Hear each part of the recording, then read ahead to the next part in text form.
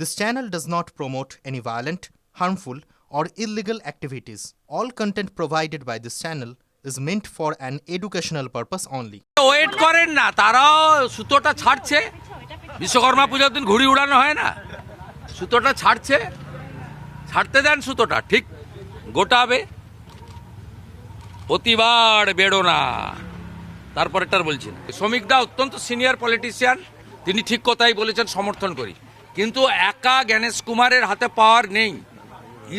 Sure যেমন নিজস্ব পাওয়ার আছে, ইসিআইয়ের ফুল বেঞ্চের পাওয়ার।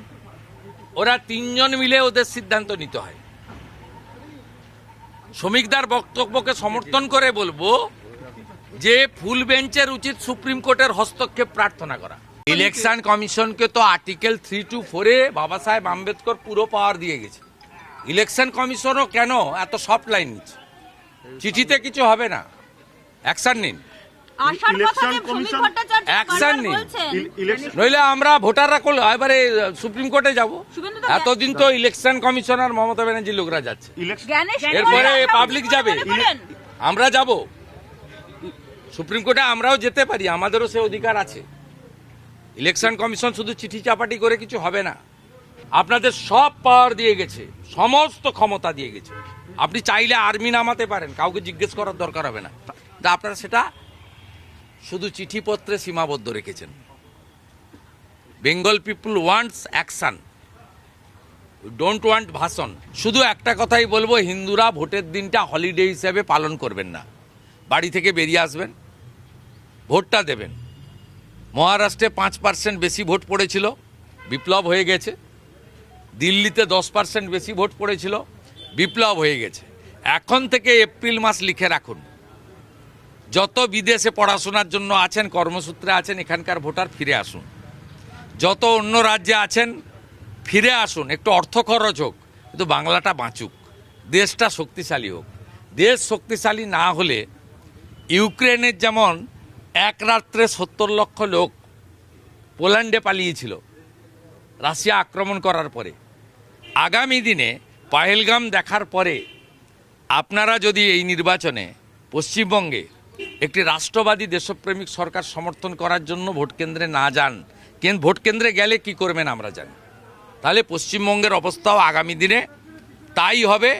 গ্রেটার বাংলাদেশ হবে, জামাতিদের হাতে পশ্চিমবঙ্গ চলে যাবে। পশ্চিমবঙ্গে বিরোধী দল করতে গেলে অনেককেই পুড়িয়ে মারার চেষ্টা হবে এবং বকটুইর মতো কাউকে কাউকে পুড়িয়েও মারবে।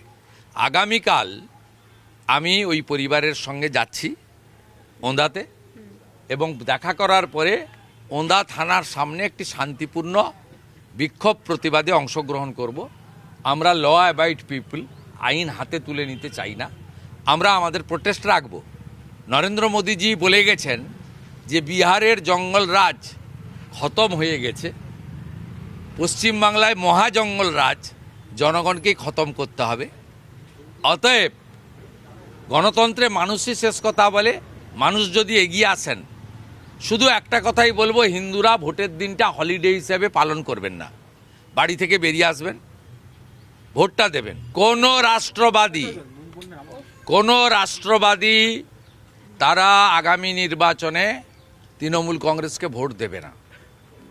তারা কেউ চায় না পশ্চিমবঙ্গটা বাংলাদেশ হয়ে যাক, তারা কেউ চায় না এই 550 কিলোমিটার বর্ডার খোলা থাক, তারা কেউ চায় না চাকরি চুরি হোক, তারা চায় টাটা ফিরুক, তারা চায় শিল্পায়ন হোক, নারী সুরক্ষা হোক।